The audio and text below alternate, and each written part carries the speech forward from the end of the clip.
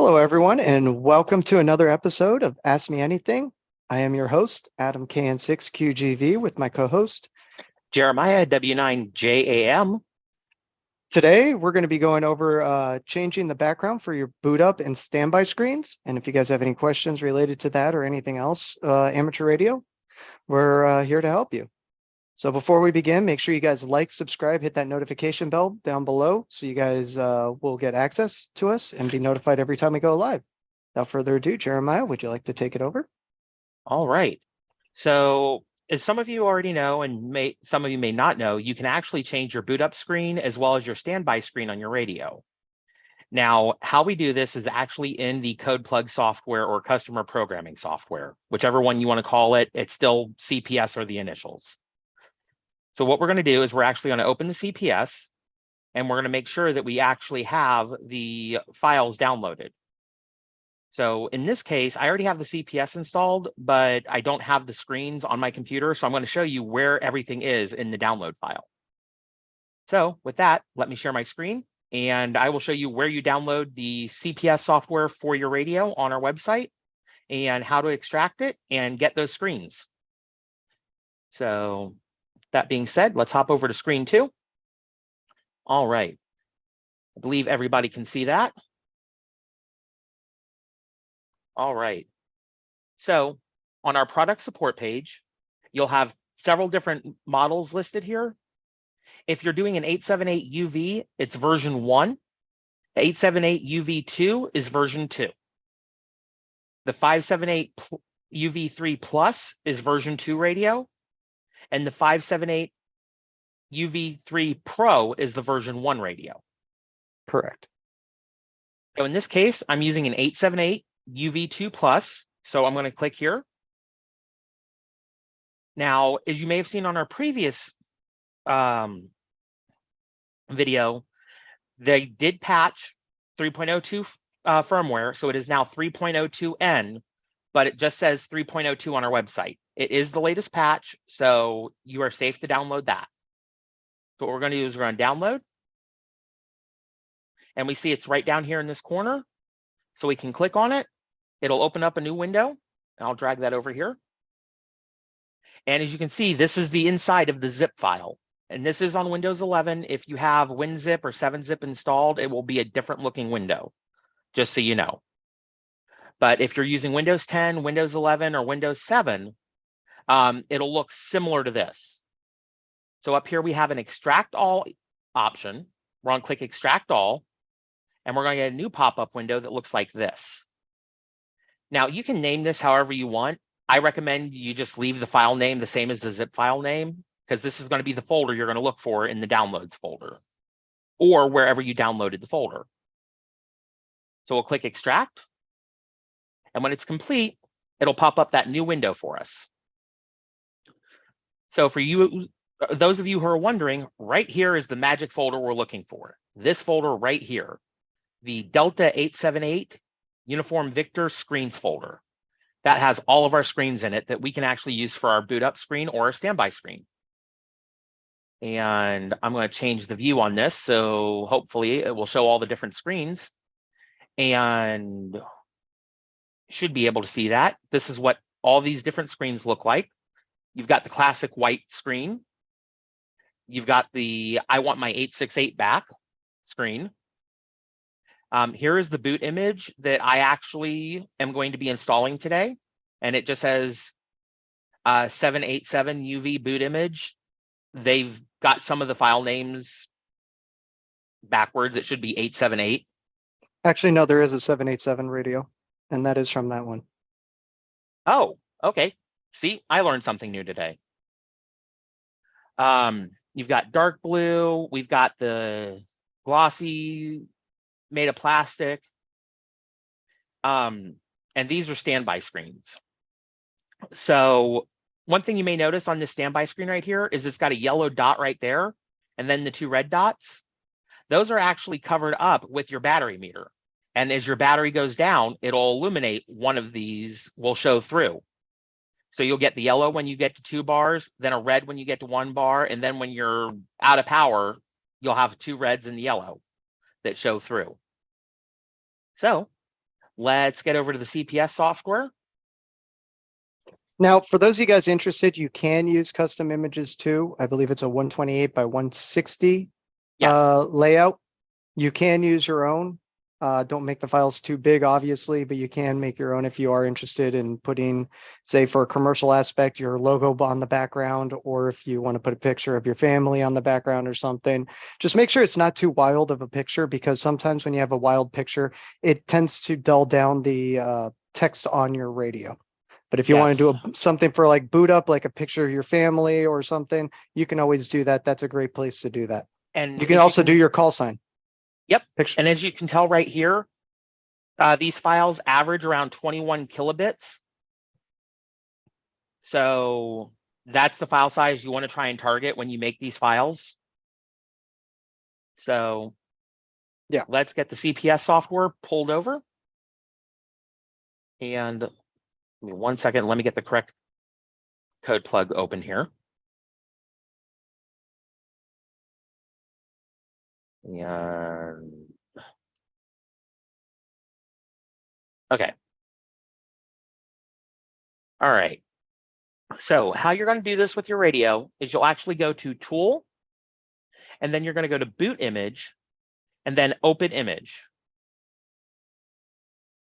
Now, since I'm in the Downloads folder where I extracted the zip file with the CPS, the firmware, and the images in it, I'm going to go back to Downloads, and I'm going to look for that folder, which is right here. So, I want to go right here to Screens, and I can change the view right here so I can see what each one looks like. And for me, I'm going to use this for my boot image.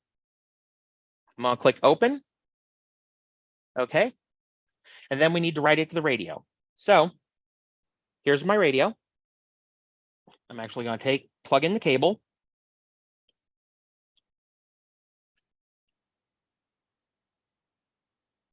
Click Write to Radio. And you'll see it'll say PC write on the radio, and then it's going to reboot. Now, before we set both these screens up, what we're going to do is write both the images to the radio. Then we can just go into the one menu option, change everything so they're both active. So for the other screen, we come down here to Standby Background Picture 1. And you can have 2 different ones pre-programmed in the radio. So for here, I'm going to click Open Image. And I'm just going to pick one that is something that I like. So for me, let's do yeah, let's do this one just because it's something different. I'm going to click Open, and then I'm going to click Write, and this will write the background picture to the radio. Radio is going to say copying data and then reboot again.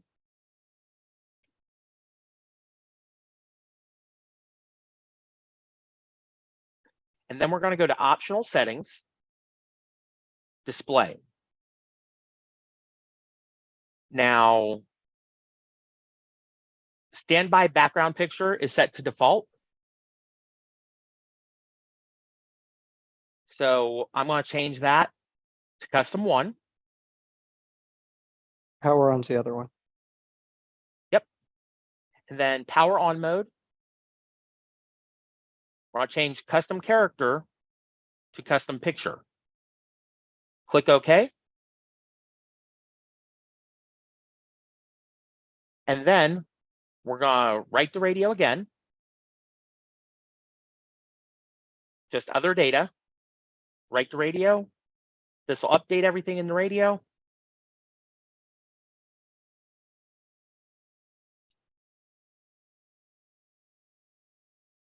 And now, give it just a second to finish rebooting. Okay. It'll say booting, please wait.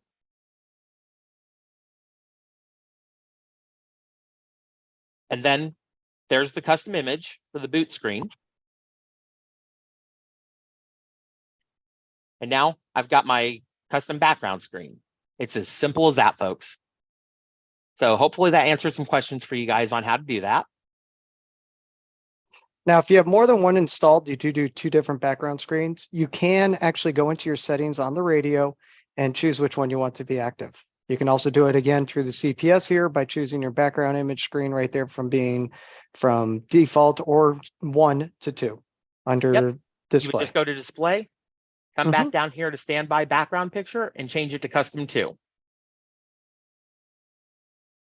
And I believe, I'm not sure how well you guys will be able to see this, but well, probably not very well. There you go. Menu. We're gonna go down to settings. Hold on one sec. Let me stop your share. There you go. So you can actually Menu see. settings, radio set, select, display function, and change background right there. It'll be option 7 on the 878 UV2 Plus. And you can go in there and then you can choose default picture, custom picture 1, or custom picture 2. So you can change it on the radio without the CPS once you have the image uploaded. Correct. All Hopefully right. I didn't go too fast for people.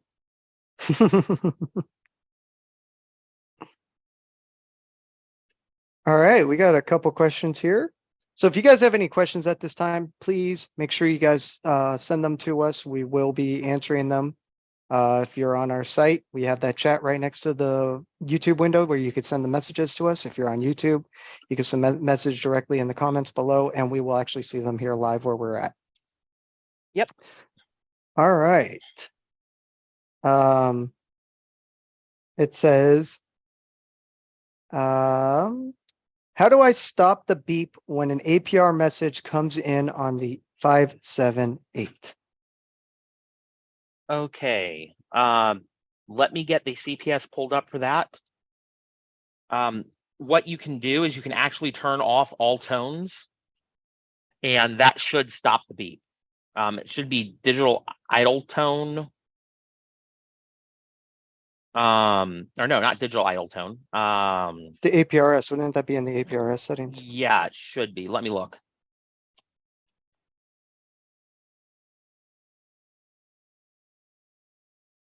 While I'm waiting on that to load, John, congratulations on your radio coming in today. Yes, congratulations. Make sure that you go to BridgeCom University and register for an account. It won't be the same login unless you register for an account that is your bridgecomsystems.com account. You have to create an account on BridgeCom University. Okay. Nope, not receive tone. Or not transmit tone, rather. Optional settings. And let's see here.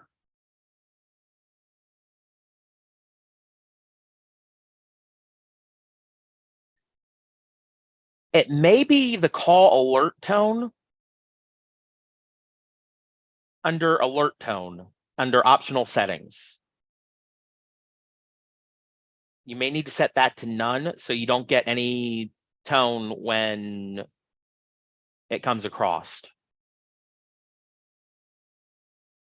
Because I'm not seeing an option specifically for that.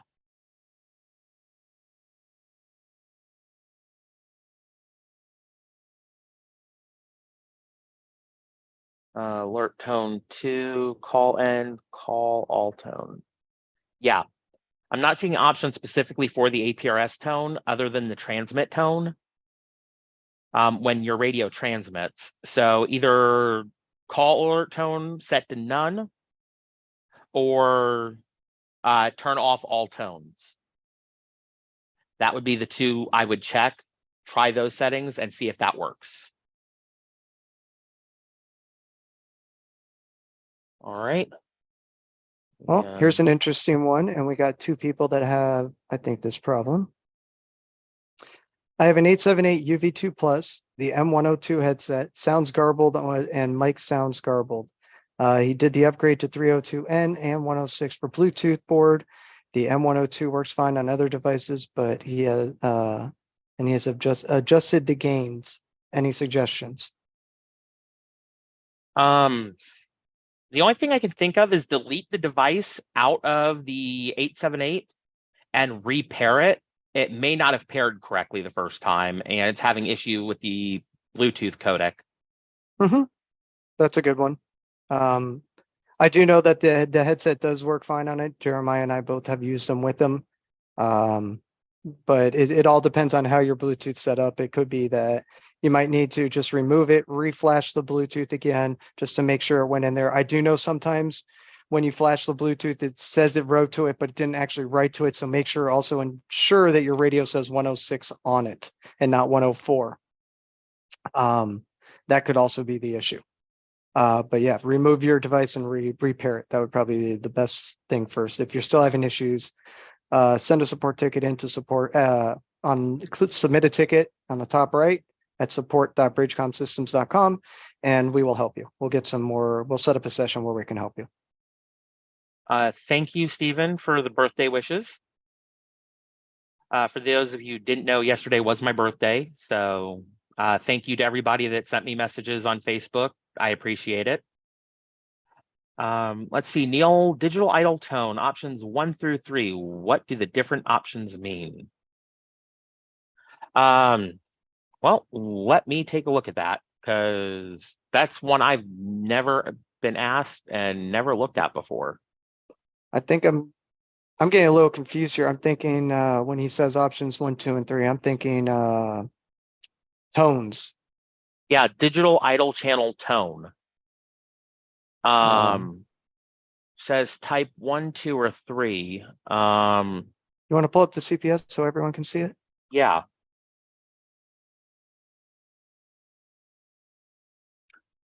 Okay, so this is the CPS for the 578. This is going to be similar to the 878 as well. Let's see here. Go to alert tone 1 real quick. There you no, never mind. Nope. The only one I see with a tone, digital idle channel tone, is right here, type 1, type 2, or type 3. And yeah, I thought they might add more idle tones on alert tone 1. Yeah, it's saying select off or on if you want the tone when an analog channel is idle. But that doesn't make sense, because that should be down here. Yeah, they obviously have messed up on that. It's an update, not sure what it is entirely. I would just honestly test them out, see what each one does. The digital idle would be the idle channel tone right there. And that would be the sound you get when the channel goes idle. Right. I do have that set up on my radio. It's an amazing feature. It also helps with doing disconnect. When you hear that beep going through, you could just boom, push your disconnect and get right into it real quick before someone keys up. So it does help. All right. I thought it was only on and off, and that's why when he was saying 1 through 3, I'm thinking, something like RX tones or something, or not RX tones. Yeah. Two-tone or something. The idle tone, if people are quick keying on DMR, it may not come across. What I mean by quick keying is if they're not leaving space for it to reset, kind of like a regular repeater, it may not give you the idle tone. I do know that for some people with the 578 and the idle tone and the transmit tone, the one when you first press the push to talk button, with the Bluetooth mic, some people are able to hear it, some people aren't. I haven't been able to track down why that is yet. I know it works on both of my radios. Not sure why other people's aren't. It could be because I modified the supercode plug for my use and just started with a pre-built supercode plug. And that could be it. There may be some little bit of code in the code plug file itself that is different from when you hit file new and create your own code plug from scratch. So I'm not sure if that's it or if it's something else. I know that I've sent a message before about it, but I haven't gotten anything back from AnyTone yet on it. So Eric here asks, how can you check to see if you have version 1.06 installed? Oh, If you go, you want to take this? Okay. yeah. Gotta wait for the radio to boot back up. Sorry. Well, while we wait, we do have a celebrity in the house. If you guys haven't seen, Jeremy is visiting us today. Hi, Jeremy. It's good to see you. Welcome. You're always welcome here with us. You know that. All right. Jeremy, thank you for being here. We've missed you.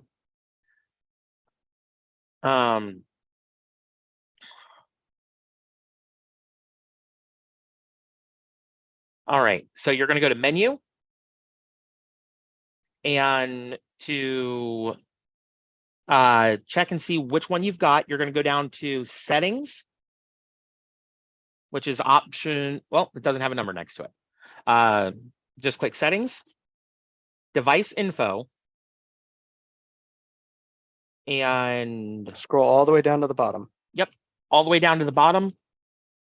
And it's going to show you APRS board version on the 878 UV2. And it'll say either version 1.03, 1.04, or 1.06.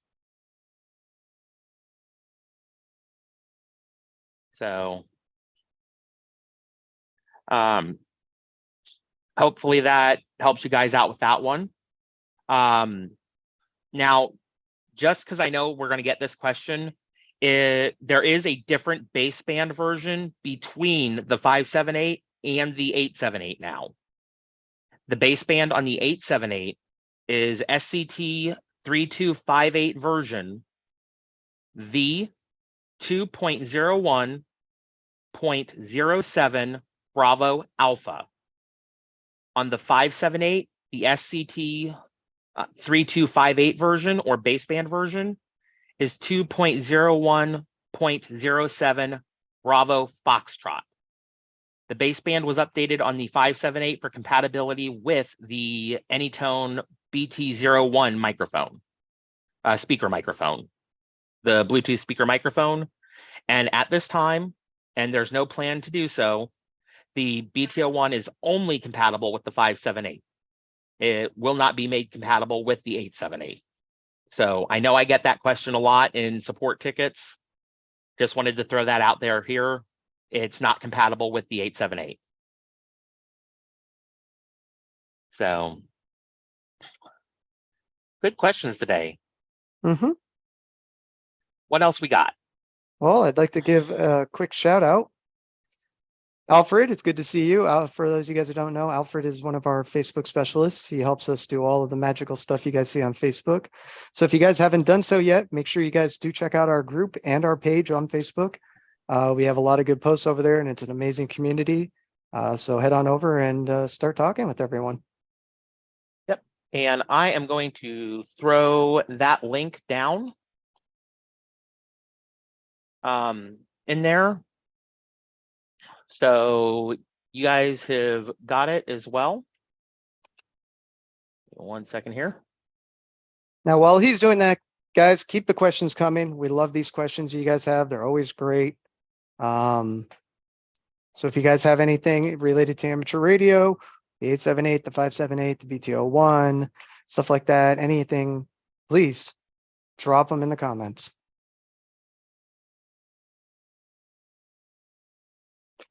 Also, if you guys haven't done so yet, make sure you like and subscribe down below. Also hit the notification bell so you get notified when we are live. We do go live every Thursday with the Ask Me Anything series, so you guys can ask us anything. And if you have questions throughout the week, save them up for us and bring them here. We are more than happy to answer them. Yep. Eric, as far as your latest question goes, to update the 1.06, do you have to do a full MCU reset? No, but I would recommend it just to make sure that you're starting out fresh on the radio. Since you did do a software update on the radio, I would recommend it.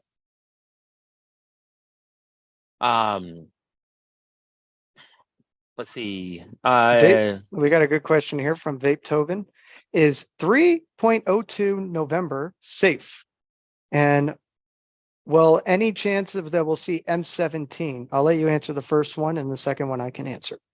Okay, so 3.02 is safe. I am running it on this radio. I haven't had any problems with it. I've actually got it running on 2 different 878s. So it is safe. It fixed several bugs. So if you want to upgrade to it, we do have a video on that. I believe we actually did an AMA on how to update the firmware a couple weeks ago. Correct. So there's that. And I'll let you take it away with the M17. M17 is new. We are working with them and trying to test it out and see what it is. You can put it onto Pi-Stars. It will void your warranty right now because you can mess it up. However, the radios themselves, M17 is working with AnyTone to try and see if they can get it to work with them. But there has been a little friction on that, and they're trying to get it working. But there's just some issues that they're trying to work out before the AnyTone 878 can actually handle that. So maybe in the near future, not 100% sure, but if you want to use M17, you can use a DMR to M17 crossover on the SkyBridge or any hotspot, Pi-Star hotspot you have. But keep in mind, if you do put it on your SkyBridge, it will void the warranty at this time. Correct. Ralph, to answer your question, do you plan on offering any other AnyTone products like their 10-meter radios? At this time, we are looking at all of our options to see what radios we can bring to you guys. We don't have anything in stone yet, but good question. I will make sure that that gets brought up at the next meeting, that we've got some people that are asking about the 10-meter radios, because I know with having a technician license, you get that first 200 kilohertz of the 10-meter band. So yeah, it would be a great option. I think it would just depend on how big of an interest there is in it. So if you guys want to see an AnyTone 10-meter radio and us carry it, best thing I can tell you to do is call in and ask sales if we're going to get it. And they'll be able to start keeping track of those calls. And if we see a big enough interest, we will definitely consider it.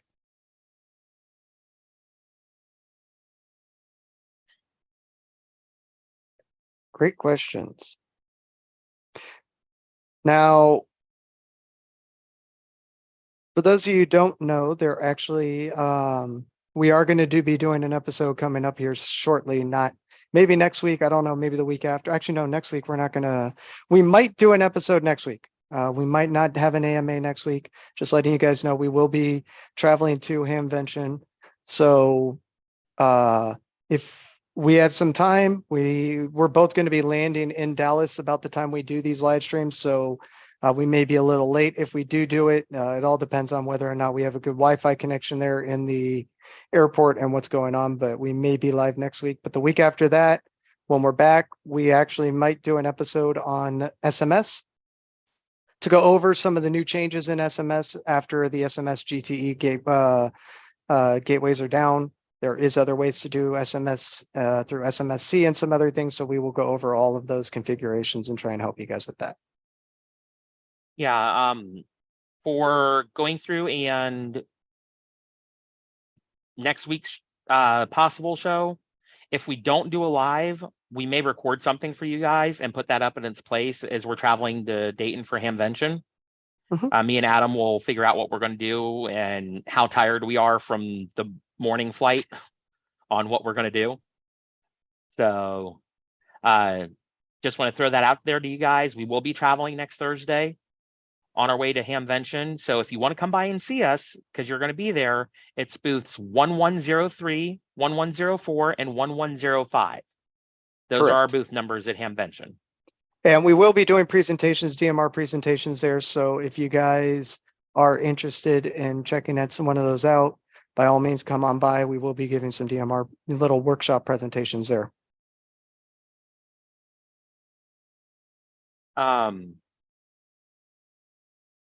Vapehoven. Jerry, well, okay, go. Vapehoven. The ARC4 encryption compatibility was to make that more compatible with Motorola systems. So you'd be able to use the radio more with some of the encryption protocols on Motorola systems. I don't really have patch notes that go into detail on that. It just details that it's for better compatibility with Motorola systems. So that's all I've got on the ARC4 encryption compatibility. Correct. It's not RAS like you might see out there and all of that. It's just for compatibility with the data and all of the communications with the repeaters. Jason, thank you so much. Jerry, yes, we will be traveling through DFW on Thursday next week. So we have a connecting flight to, I think, Cincinnati. Yep.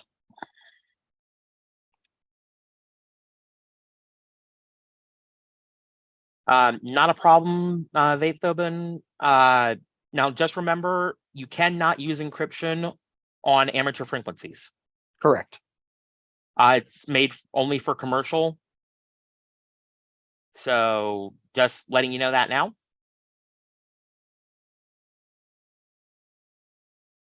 Oh, we're right now. Look at that. We're right down the aisle from AM Sat.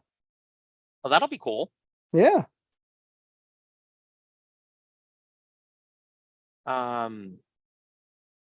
Like Jeremy said, ARC4 is for Moto and Kenwood. Correct.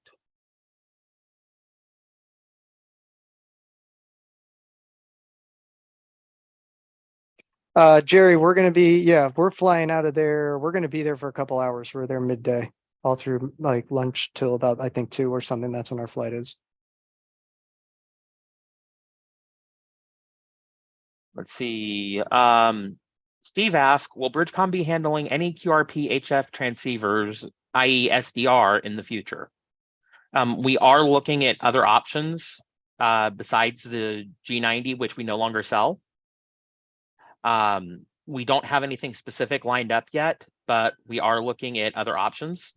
So just make sure you're getting the email updates and never know what the future holds.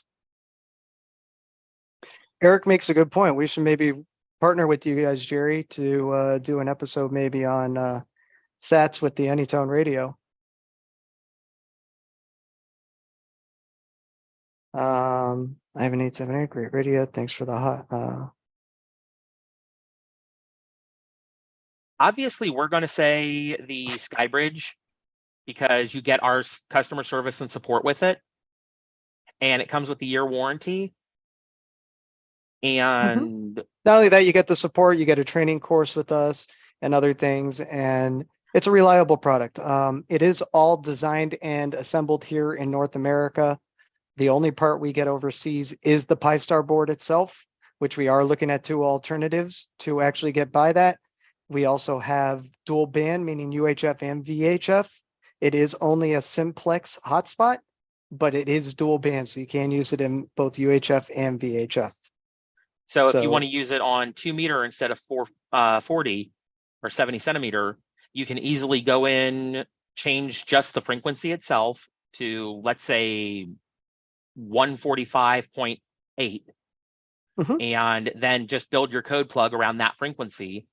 Or you can even get the super code plug with it or the ultra code plug with it and do an export on the code plug, go into the channel.csv file and just change that frequency for the transmit and receive all the way down that file. And for the hotspot frequencies for the Skybridge, and then go into your zone file, you'll change those frequencies as well to that new 2 meter frequency that you picked out, and just import it back into the code plug software and you'll be set. Like Jeremy says, the Skybridge is one of the most stable ones out there. So if you're going to look for something reliable, we do build you a reliable product. Plus you got the warranty and our support to back you, as well as all our training courses. Now, there are plenty of other hotspots out there, Pi-Star based and all of that. But we actually our board has a specific, we actually make the whole modem here, and that's why you have to actually select Skybridge as your drivers out there for when you actually select it. And not only that, we're working on some new designs to actually make it even more reliable and everything. We're making a version where we might have a small screen and it's going to be in like an industrial case and stuff. So for those of you guys who are truckers or want to install it in your car or something, you want something more reliable than the plastic because you're afraid it might melt in the heat or something, we are going to have another solution for you. We are also upgrading our existing sky bridges soon, where we will be having a touch version available where you guys can upgrade as well to that. You will be able to send in your existing one. We can make the modifications and send it back to you. There is a small fee associated with that when we do get that, but it is going to be out there. And as Jason says, our support and training here is priceless, which it technically is. We want to make sure you guys are always up to date. That's one of the reasons we do the BCU Live series. Now, if you don't know what that is, we do have a membership program called BridgeCom Plus, which is an exclusive membership and community that we offer for our amateur radio operators to have talk with like-minded people, as well as get special education and training on top of whatever we offer to the public. One thing to keep in mind with BridgeCom Plus is you get all of our BridgeCom University courses. So if you're thinking about getting a 578 training courses, got to make that clear. Yes. Sorry, training courses. You get the courses for the 578, the 878, the Sky Bridge. If you were lucky enough to get one of the G90s from us when we had them, there's the G90 training course, as well as the BridgeCom repeater training course. Correct. Now, we do offer a wide range of repeaters. We do have 2 meter, 70 centimeter, and 1.25, I think it is, which is 220. Yep. 220 band. So we do offer those. We also offer crossband repeaters for those of you guys who are interested in those crossband repeat operations and you need a full-blown repeater. We do offer those. We have duplexers. We have the whole 9 yards, everything from the antenna all the way down to the repeater, everything you need, amplifiers, lightning arresters, lead feed line, different kinds of jumpers, connectors, whatever you may need. We have them all. We can take you from just placing the order to having everything you need except for where you're going to mount the antenna. Correct. And our BCR 50U, no, 40U, sorry, 40U, 50V, 40U. So our BCR 40U actually also does support GMRS. So for those of you guys who do have your GMRS license and are looking to actually put up a repeater, that is a great option for you. Now, make sure you guys do call our salespeople. We may have a current deal going on that might not be posted where we do give, maybe a couple radios with the purchase of a repeater too. So that could be an option available. I'm not sure what promotions we currently got offered. And for those of you who are wanting a commercial DMR repeater for your business, we actually have a new repeater, which is the BDR 50. Correct. Now that repeater is brand new. We are still developing it. It works great. That one does not have site linking yet, though. That is the next feature we are adding to the BDR series. BDR series. But as of right now, it is an amazing single site repeater. Digital repeater, I should say. Yes. Dennis, if you purchased your radio from us, you can submit a support ticket. Please make sure in your support ticket you do have the order number, as well as a good email address and a callback number that we can reach out to you, and I can help you get that resolved if you got the radio from us.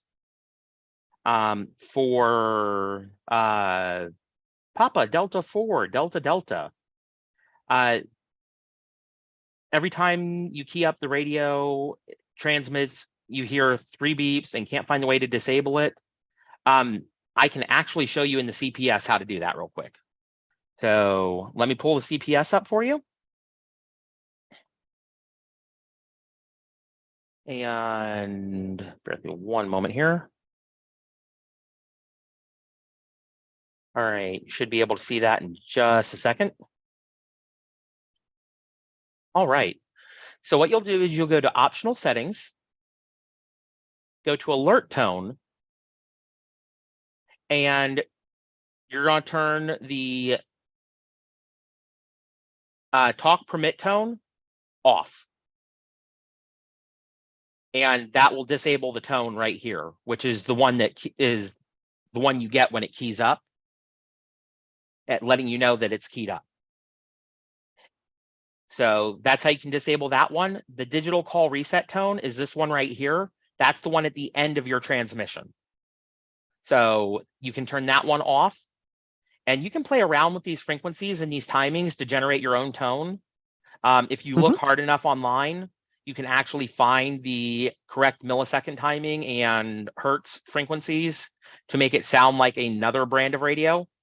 Yes, I actually have mine sound like a P25 radio when I do a call permit, and then cap plus on the call reset.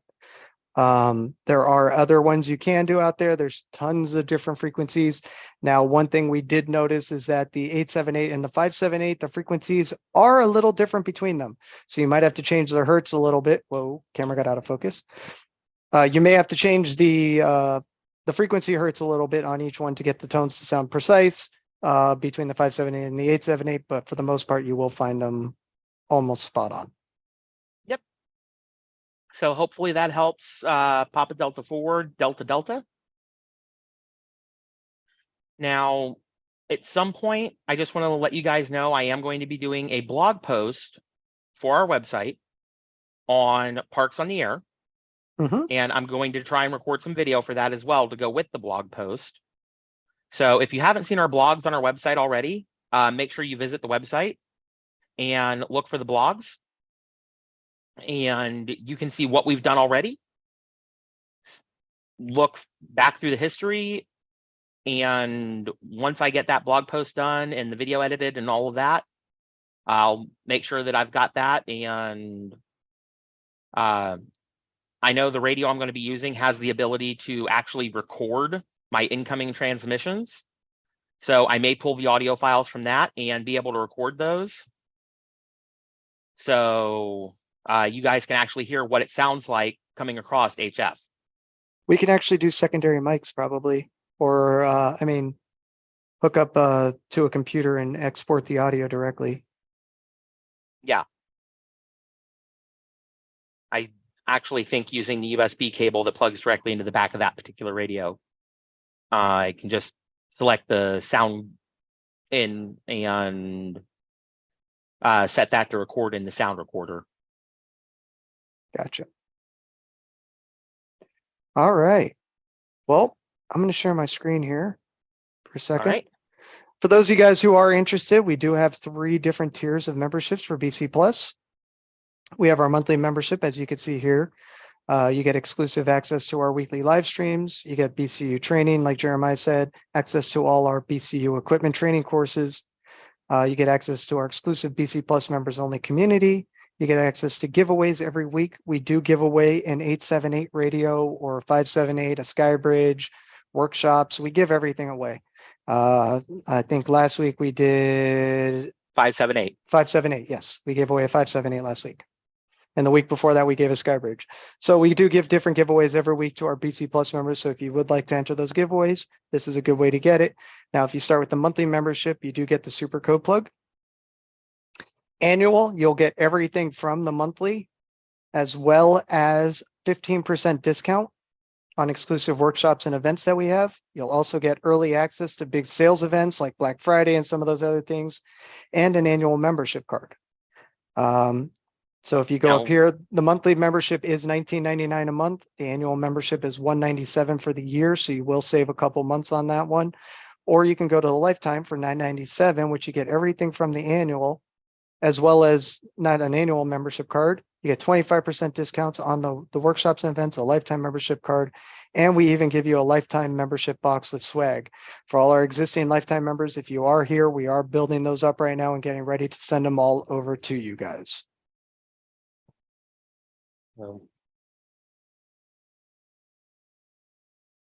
Let's see. Jets 115. What is the best way to find repeaters in amateur VHF and UHF? Well, you got a couple of different options. You can use Repeater Book. You can use Radio Reference. You can use, I believe, doesn't RF Finder have a website that or an app that you can use? I think Because I they believe do. I have that on my phone. There was an app. I'm not sure if it's our Finder, but I know there is an app for both the iPhone and the Android where you can look up Yeah, repeaters. but those are just a couple of the different ways you can find them. Now, if you register on, oh, go ahead. I was going to say another way you can actually find them is if you look for your local amateur radio clubs. They usually have their own, or they have one that they use, and they will tell you all the information in which you can access those. So that's a good way to find out what your local repeaters are.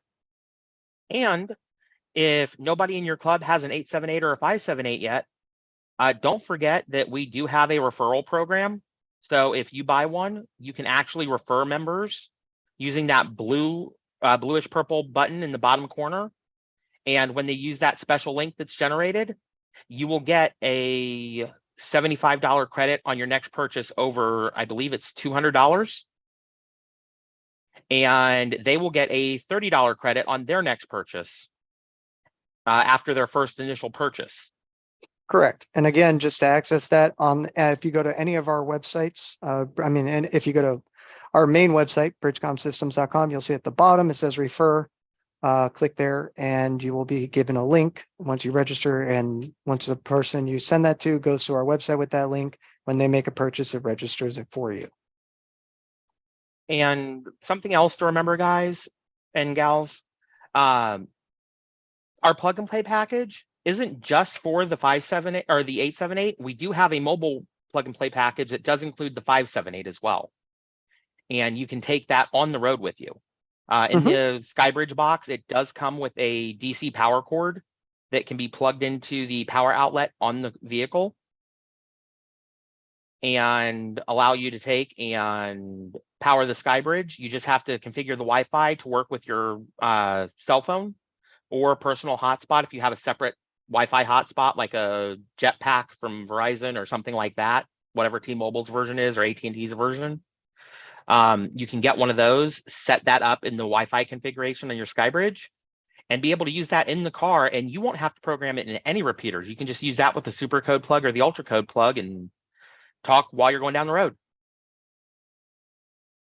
Andrew asks, can the 878 UV2 Plus monitor two frequencies simultaneously without using scan mode or any other switching? If you have A and B on, you can have two and you can be listening to them. However, when one gets active, it will disable the other momentarily until it's done, whichever one you have as your priority.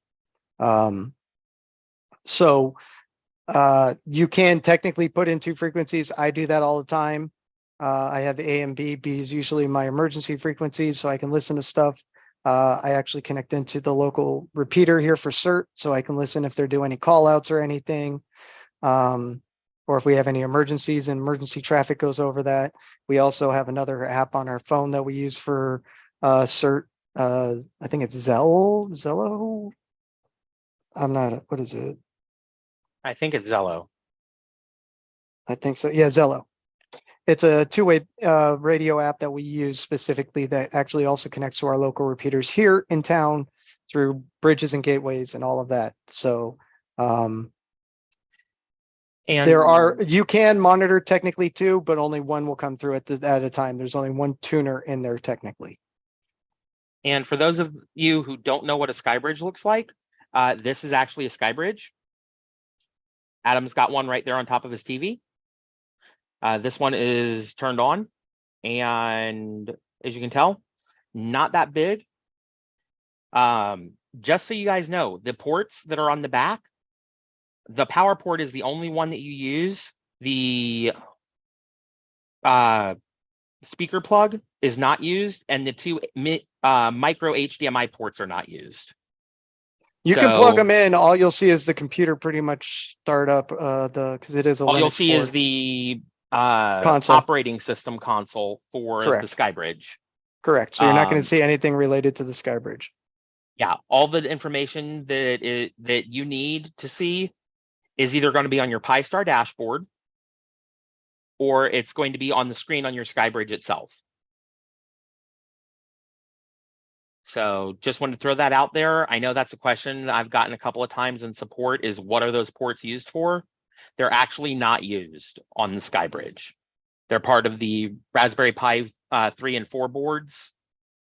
So it's just something that's there. We had to leave the cutouts for them. Otherwise, it was going to make the case look kind of wonky, having that raised spot to cover it up. So, And like I said, we are looking at some new base design boards. We actually are in the process of engineering possibly our own with the chip on there. We're testing out 2 different technologies to see which one will actually work better. Hopefully we come up with the new base design, but we have 3 different ideas in mind for the new bottom. So we actually can remove the unnecessary plugs, like all these USBs, as well as the HDMI and the audio cable. So it only has the USB-C and the network cable, as well as the antenna. So we will be hopefully getting rid of this Pi-Star board and building our own. We are looking into that. And then that way it will be made here in the USA completely. One thing real quick, when you get your SkyBridge, it doesn't have this adapter to allow you to put the antenna at an angle. That is something that Jeremy was kind enough to give me, was the adapter to be able to use to do that. When you get the SkyBridge, your antenna will actually stick straight up out of it. So you would have to look for an SMA male to female right angle adapter to be able to do that. You can also use a smaller antenna, another antenna that does have the ability to go at a 90 if necessary. Yep. I would not try and use too big of an antenna or use some external feed line. If you try to hook up feed line to this, you will gain a lot of loss. It only is a 0.5 milliwatt. So just want to throw that out there for you guys. Of course, Robert. Robert says, thank you for showing us and explaining the SkyBridge. We're more than happy to show you guys and explain any of our products. If you guys do have some questions about our products, feel free to ask them. We are here to help you guys, and we can show you guys some of the products we have. Most of them here with us. The repeaters obviously will be a little bit more difficult to show, but any other products we probably can show you guys. Yep. Right now I've got my 578 on top of my power supply. I've got my SkyBridge. I've got my 878. So yeah, any questions that you guys have on any of our products, you're always welcome to ask them during the live stream for the AMAs. If you're thinking about getting one of our products, you are more than welcome to call in to our sales team and they will answer. And if they can't answer a particular question, they will get it over to me and I'll answer it for you. So just keep that in mind. Jeremy, thank you again for that right angle adapter. I greatly appreciate it. So instead of having to be like this over the top of the SkyBridge to look at the screen, I can just set it on its side now and it gets a little more airflow. So thank you again, Jeremy. So do we have any last minute questions before we head out here?